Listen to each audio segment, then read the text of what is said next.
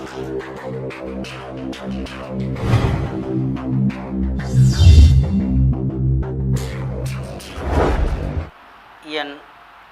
குலதெய்வமான குழந்தாளம்மனை போற்றி, பெரிய கருப்பணசாமியை போற்றி, அனைவருக்கும் எனது பணிவான வணக்கங்கள். வணக்கம். நேயர் கேள்விக்கு பதில் தரலாம். முதல்ல ஒரு நேயர் கேட்டிருக்காரு, எல்லா திசையை பற்றி வீடியோ போடுங்க ஐயான்னு. போட்டுடலாம். எல்லா திசையும் பற்றி வீடியோ போடலான்னா ஒவ்வொரு திசைக்கும் ஒவ்வொரு நாள் போடலாம். ஆனால் அரை மணி நேரத்தில் எப்படி போடுறதே எனக்கு ஒன்றும் புரியல. ஆனால் விரிவாக ஒரு திசையை பற்றி பேசணும் அப்படின்னா 2 மணி நேரம் வேணும். பொதுவாக நீங்கள் சூரியனை பற்றி கேட்டனால சூரியனை பற்றி பேசுவோம். ஒரு சூரிய திசையை பற்றி பேசணும் அப்படின்னு எடுத்துட்டிங்கன்னா, சூரியன் எங்கே இருக்கிறார்? ஆட்சியாக இருக்கிறாரா, இல்லை உச்சமாக இருக்காரா, நீச்சமாக இருக்காரா, வலு பெற்றிருக்காரா, எந்த லக்னம்னு பார்க்கணும். அந்த லக்னத்துக்கு ஒரு பாவரா கொடுக்கணுமா கெடுக்கணுமா அப்படின்னு அடுக்கிக்கிட்டே போகணும். அப்புறம் இயற்கை பாவர்கள். இப்போ பொதுவாக சூரிய தசை எல்லாத்துக்கும் போய் கொடுக்கும், ஒரே மாதிரி பலனை சொல்லிட முடியாது. சூரிய தசையா 6 வருஷம் நடக்குது, உனக்கு 6 வருஷம் அந்த சூரியனுடைய காரத்துவமான அரசாங்கம், தலைமை பொறுப்பு, உன் குடும்பம் எல்லாமே நல்லா இருக்குமியா, நல்லா பேரும் புகழெலாம் வாங்குவேன் அப்படின்னா பலன் சொல்லிட முடியாது. ஏன்னா சூரிய தசையிலே தலையை ஆப்ரேஷன் பண்ணவங்களும் இருக்காங்க. சூரியன்லேயே அரசாங்க வேலைக்காக பணத்தை கொடுத்து போட்டு மாட்டிக்கிட்டு இருக்கவங்களும் இருக்காங்க. நிறையா பேர் இருக்காங்க. அரசாங்க வேலையை இழந்தவங்களும் இருக்காங்க. அதே மாதிரி ஒன்றுக்காகாதவங்க ஒரு வேலையில் போய் அரசாங்க வேலையில் பணத்தை கட்டி வேலை வாங்கி நல்ல முறைக்கு இருக்கிறவங்களும் இருக்காங்க. அரசியலில் நின்று ஜெயித்தவங்களாம் இருக்காங்க. நிறையா ஒரே மாதிரி ஒரு பலனை சொல்லிவிட முடியாது.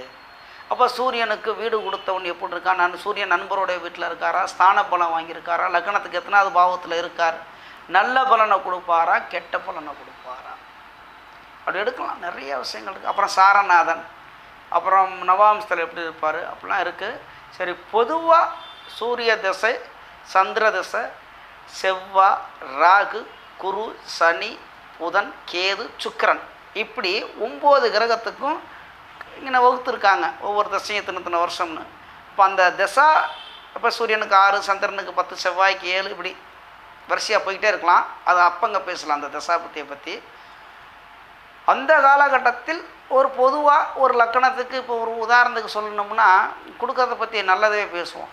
காலபுருஷ தத்துவப்படி மேச லக்கணம் அப்படின்னா அவர் 5ஆம் இடத்துக்கு அதிபதி.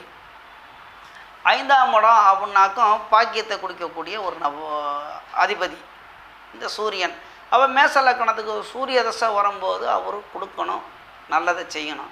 அப்போ அவர் நல்லதை செய்யக்கூடிய இடத்துல இருக்கிறாரா, லக்கணத்துக்கு எத்தனாவது பாவத்தோட தொடர்பு கொண்டிருக்கார். அப்போ ஒரு 1ஆம் பாவத்தில் இருந்து கொண்டு உச்சம் பெற்றால் 5ஆம் இடத்துக்கு அதிபதி 1ஆம் இடத்துல இருக்கிறது, அது ஒரு நல்ல பலன். அப்போ இந்த மாதிரி செய்வார். 2ஆம் இடத்துல இருந்தால் என்ன செய்வார், இப்படி பார்க்கலாம். சரிங்களா? அடுத்து என்ன கேட்டிருக்கீங்க பார்ப்போம். உங்களதே போடுங்க ஐயான்னு கேட்டிருக்கீங்க. அடுத்து எனக்கு சூரியன் ஆட்சி, ரைட்டு, சூரியனுடன் குரு இணைவு, சூப்பர். ஏன்னா சூரியன் ஆட்சினா சிம்மத்தில் ஆட்சியாக இருக்கிறார், சூரியன் இணைவு பெற்றிருக்கிறார், நன்மை தான், அது நல்லது தான். சந்திரன் ஆட்சி, ரைட்டு, ராசிக்கு 2ஆம் இடத்துல இருக்கிறார், பொருளாதார ஸ்தானத்தில், லக்னம் போடல, ரைட்டு, பார்த்துருவோம். சந்திரன் ஆட்சி, அப்போ கடகத்தில் இருக்கிறார். சனி ஆட்சி, ஆஹா, எங்கே தானே குழப்பத்தை கொண்டு பண்ணுறீங்க. சனி எந்த இடத்துல இருக்கிறார் ஆட்சினா, மகரத்துலையா கும்பத்துலையா? சனியை பார்க்குறாரா, சூரியனை பார்க்குறாரா? இந்த சனி எங்கே பார்த்தாலும் குருவோட பார்வை கோடி நன்மை, சனியோட பார்வை சர்வநாசம். அதாவது பொதுவாக அப்படி சொல்கிறது, அந்த பாவத்தை கெடுப்பார். அப்போ லக்கணத்துக்கு எத்தனாவது பாவகம்? சூரியனும் சனியும் நேரடியாக பார்த்து கொண்டிருந்தால் அப்பா பிள்ளைக்கு ஆகாது, அப்பாவோட காரத்துவமெல்லாம் கெடும்ல. இருந்தாலும் குரு இருக்கிறாரு, அந்த நன்மை தான். இதே சந்திரனுக்கு இங்கே மகரத்தில் கும்பத்தில் இருந்தால் சிம்மத்தை பார்ப்பார், மகரத்தில் இருந்து கொண்டால் சந்திரனை பார்க்கிறார். சந்திரனை பார்க்கும்போது ஏற்கனவே அங்கே சந்திரன் ஆட்சியாகத்தான் இருக்கிறாரு, தேய்புரை சந்திரன், அமாவாசையை நோக்கி கொண்டு போகிற சந்திரன். இல்லை சனியும் பார்த்தா சந்திரனுடைய காரத்துவங்கள் அனைத்தும் கிடச்சி தொடக்கும், பார்ப்போம். சரிங்களா? எந்த இடம்னு போடலை. புதன் இணைவு, அந்த புதனுக்கு அந்த இடத்துல கடகத்தில் இருக்க புதன் அவ்வளோக்காக நன்மையாக செய்ய முடியாது. ஏன்னா இந்த சனி எந்த இடத்துல இருக்காருன்னு தெரியல. புதன் சந்திரன் கூட இணைவுப்பட்டதுனால் சந்திரனை விட சூரியன் கூட இணையிறது நல்லது. இந்த சந்திரன் வந்து கடகத்தில் இருக்கிறத விட சிம்மத்தில் இருந்தால் நன்மை தான். சரி, இருந்தாலும் பார்ப்போம். வேறு நான் என்ன படிக்கலாம் ஐயா, என்ன வேலைக்கு செல்வது நன்றி அப்படின்னு போட்டுக்கிங்க. இவ்வளவு நீங்கள் போட்ட நீங்கள் உங்கள் பிறந்த தேதி நேரத்தை போட்டு பலன் கேட்டுருக்கலாம். நல்லா துல்லியமாக நான் சொல்லிட்டு போயிருப்பேன். இதில் வந்து இப்படிலாம் எடுக்க முடியாது. அதாவது உங்கள் லக்னத்துக்கு ராசிக்கு 2 10ஆம் இடத்தோட என்ன தொடர்பு கொள்கிற கிரகம், எந்த கிரகம் வலுப்பெற்றிருக்க உள்ள கிரகம், இப்போ என்ன தசை நடந்துக்கிட்டு இருக்குது, அதோடைய சிந்தைகள் உங்களுக்கு என்ன போய்கிட்டு இருக்குது, எந்த மாதிரி உள்ள வேலைகள் அமையும், இதெல்லாம் நிறையா பார்க்கணும். ஆகையினால் தயவு செய்து அடுத்த இந்த வீடியோ போட்டோன்னா அது அடுத்த பதிவில் இதே மாதிரி தமிழில் போட்டு உங்கள் பேரை போடுங்க. நீங்கள் யார் கேட்குறீங்கன்னு எனக்கு தெரியல. ஊரெலாம் உங்கள் பேர், தேதி, பிறந்த தேதி, நேரம், ஊர் எல்லாம் போட்டுருங்க. இதே மாதிரி கேள்வி கேளுங்க, அவங்களுக்கு நான் பதில் தர்றேன். சரிங்களா? நன்றி.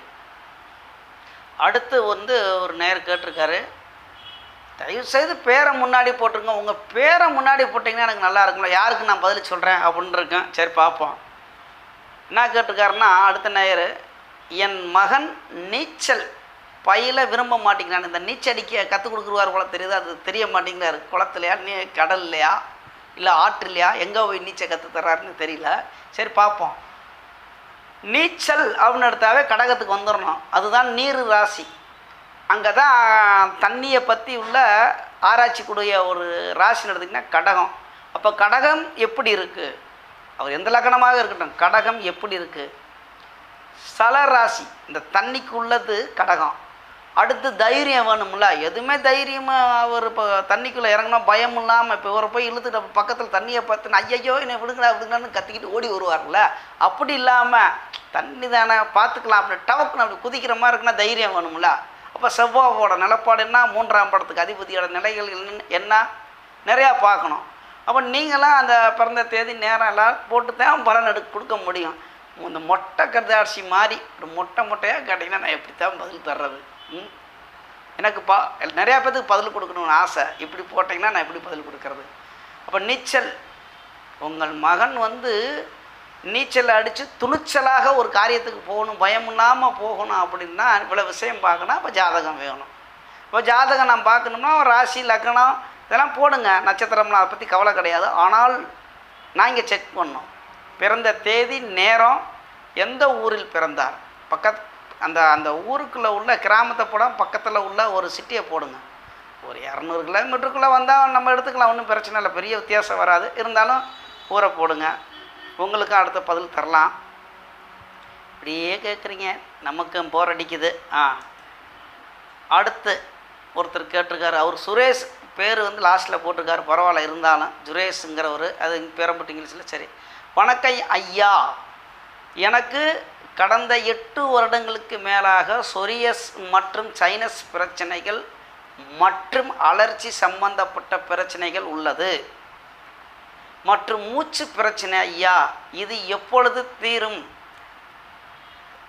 எப்பொழுது தீருங்கிறதுக்கு அப்புறம் தீர்வு வரும் கூறுங்கள் ஐயா சுரேஷ் அப்படின்ட்டுருக்காரு. அவர் பிறந்த தேதி 11/8/1999 3:45 அதிகாலை AM, வேலூர் மாவட்டத்தில் பிறந்திருக்கார், வெள்ளூர். சரிங்களா? அப்போ பார்த்துடலாம்.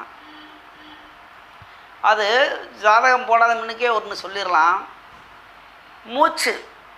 மூச்சுனா மூக்கிலேருந்து வர்றது தொண்டை, மூச்சு, இந்த என்ன போட்டிருக்காரு சைனஸ் அப்படின்னா தொண்டைக்கு சம்மந்தப்பட்டது. இதெல்லாம் எடுத்துட்டாவே வந்து காலபுருஷ தத்துவப்படி 2ஆம் இடம், லக்கணத்துக்கு 2ஆம் இடம் எடுத்துடலாம். காலபுருஷ தத்துவப்படி ரிஷபம், லக்னம் அவர் என்ன லக்னமோ 2ஆம் இடம், அதோட தொடர்பு கொண்டு அது கெட்டு போயிருந்தால் இந்த மாதிரி பிரச்சனை வரும். அடுத்து சொரியஸ் அப்படிங்கும்போது வந்து அந்த உடம்பு அரிக்கிறது, அந்த உடம்புல அந்த கட்டி மாதிரி வர்றதா தான் கேட்டிருக்கீங்க சொரியஸ்ன்னு. அந்த மாதிரி வருது அப்படின்னாக்கும் அழகை கெடுக்கிறது யாருன்னு கேட்டிங்கன்னாக்கும் சுக்கிரன். அது ராகுவோடவோ கேதுவோடவோ சம்மந்தப்பட்டு அதோடைய தசாபுத்திகள் வரும்போது கெடுக்கக்கூடிய இடத்துல இருந்து வந்தால் இதெல்லாம் நடக்கும். சரி, என்னதான் இருந்தாலும் விதின்னு ஒன்று இருந்தால் விதி விலக்கு ஒன்று இருக்குல்ல, பார்த்துடலாம். சரிங்களா? அது எவ்வளோ நாளைக்கு வரும்? 8 வருஷங்கிறீங்கள, பார்த்துருவோம்.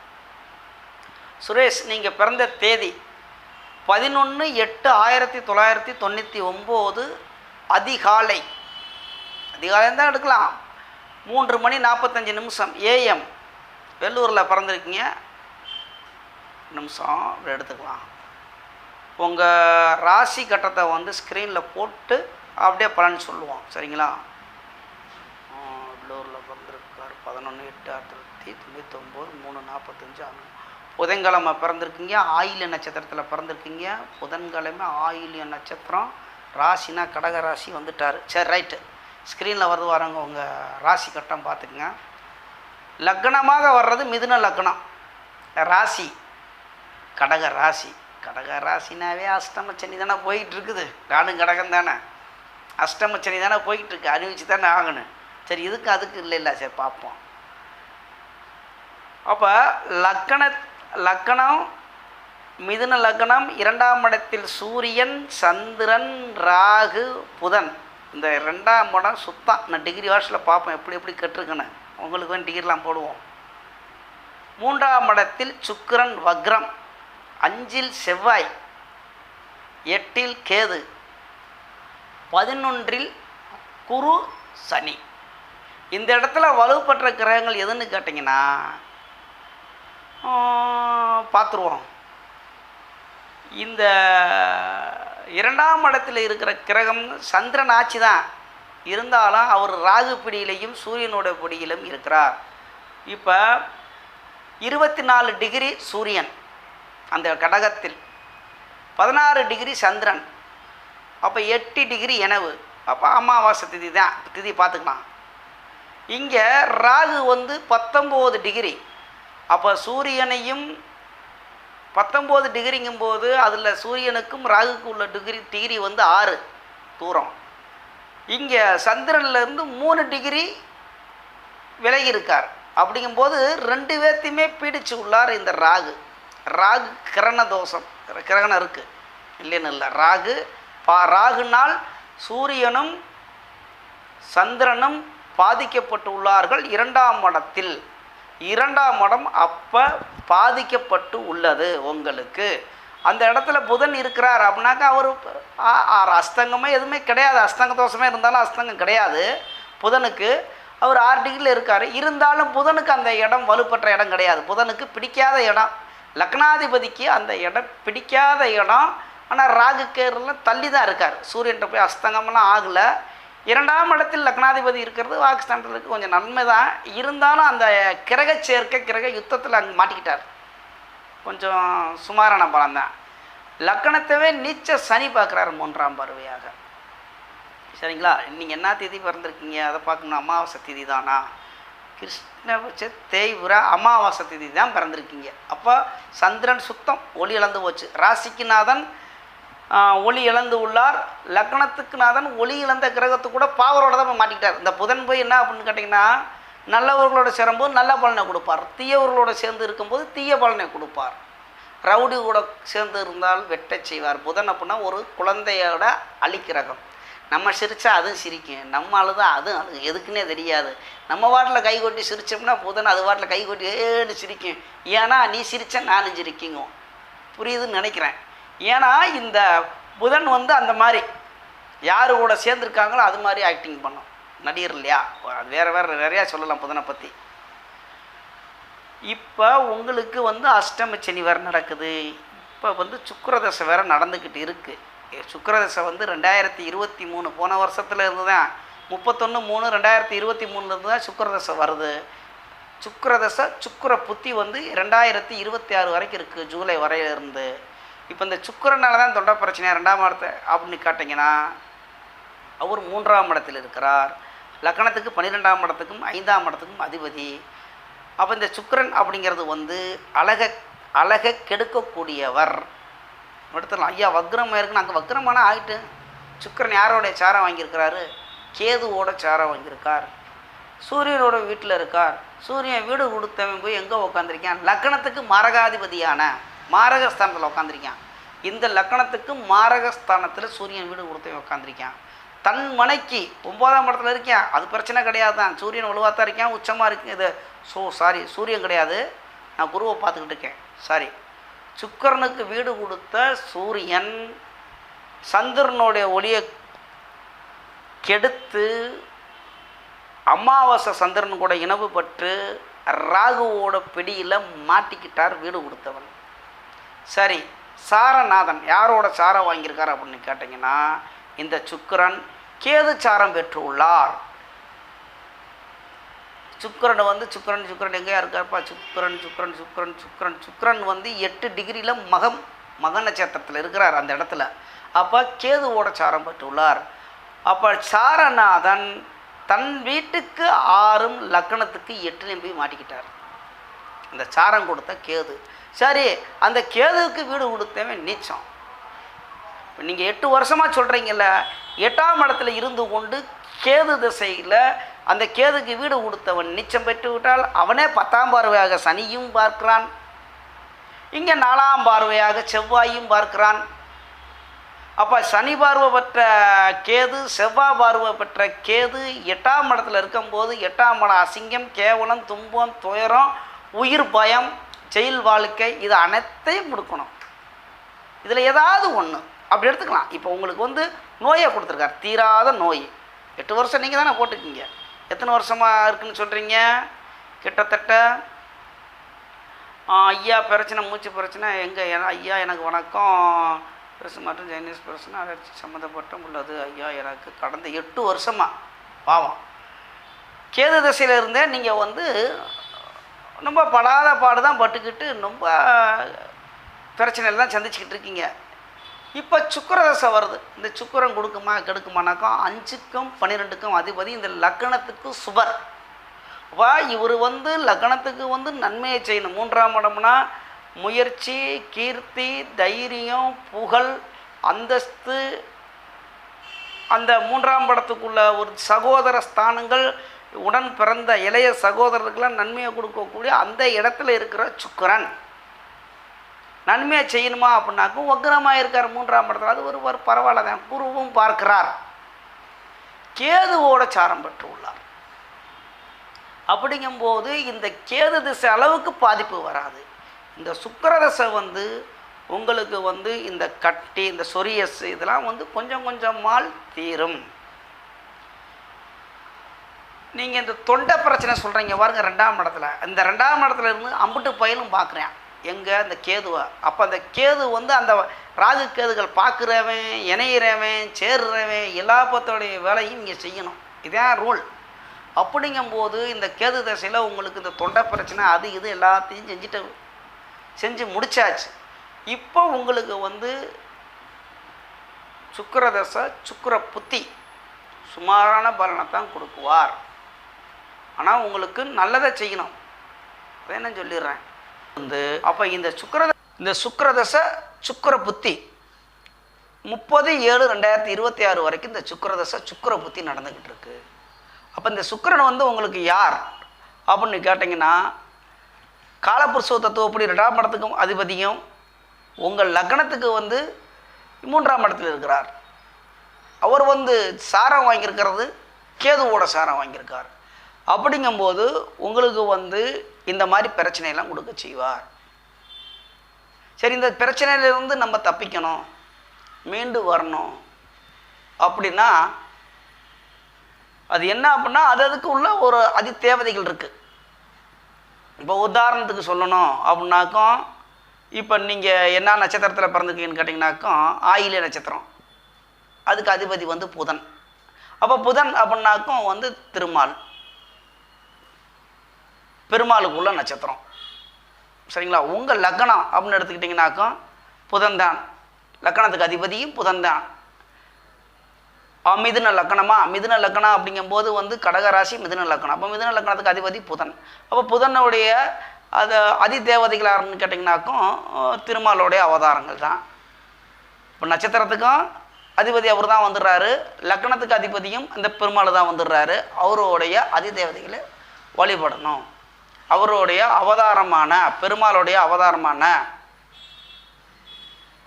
திருமாலை போய் நீங்கள் வழிபட்டால் உங்கள் லக்னம் ஸ்ட்ராங் ஆகுது, உங்களுடைய ராசியும் அந்த உறுதி நல்ல ஒரு வலுப்பெற்று இருக்கு.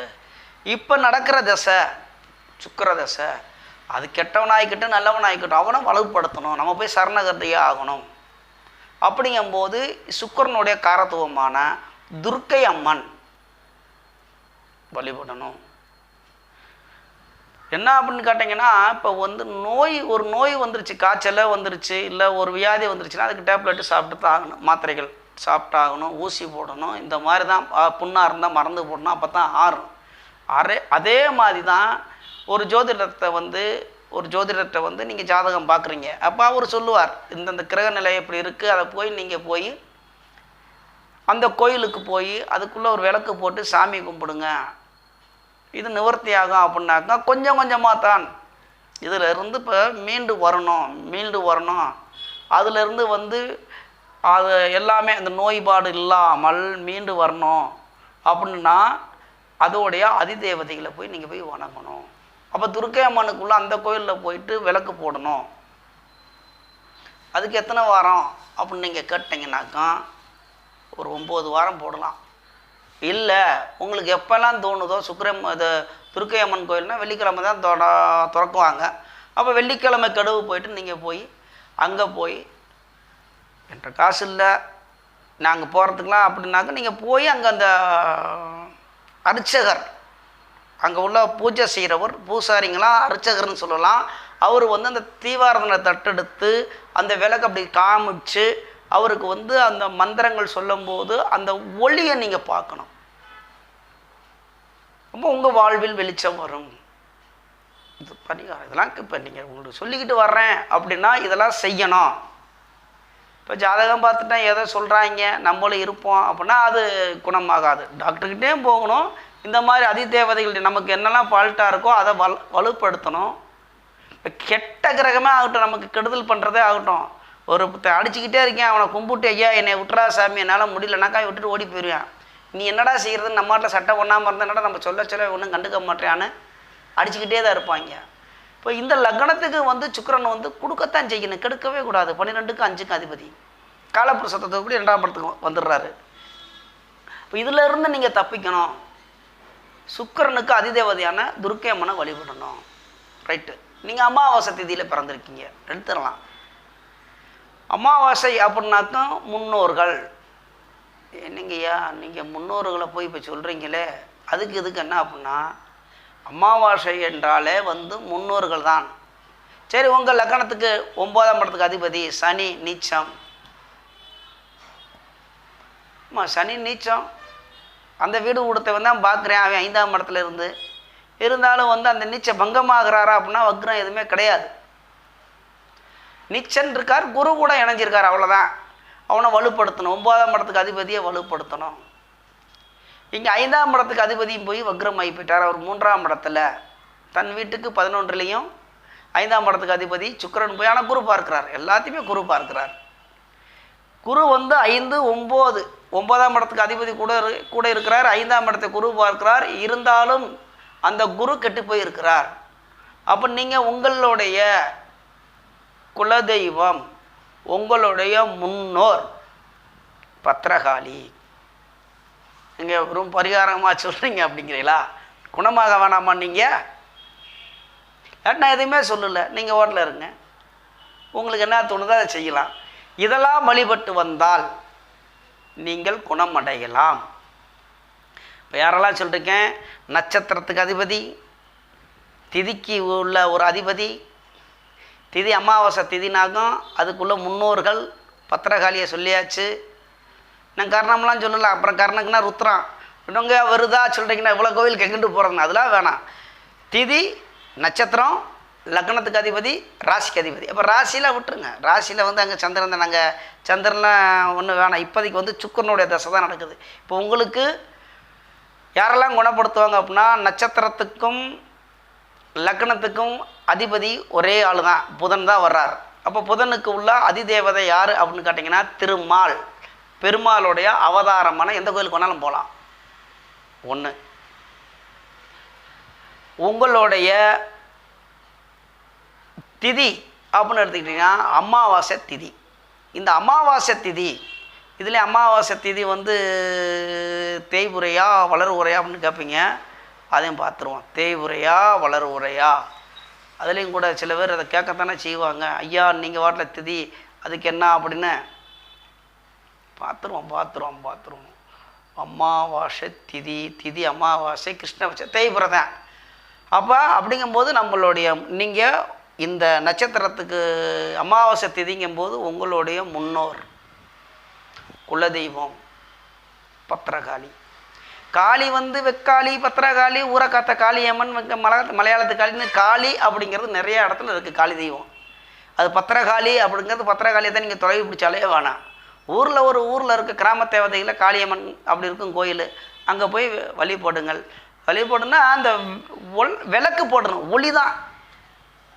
இப்போ நம்ம கோயிலுக்கு போய் சொல்கிறாங்க, கோயிலில் போகிறோம், பொங்கச்சோரை கொடுக்குறாங்க, சாப்பிட்றோம், அதெல்லாம் கரெக்ட். பொங்கல் வாங்கி சாப்பிட்லாம், அதெல்லாம் அந்த கோயிலில் ஒரு அரை மணி நேரமோ 1/4 மணி நேரமோ 10 நிமிஷமோ சில நாளிகைன்னா அதை விட்டுங்க, அந்த கணக்கு சில நிமிஷங்களில் வந்து உட்காரலாம். நம்ம மனசை ஒருநிலைப்படுத்தணும்.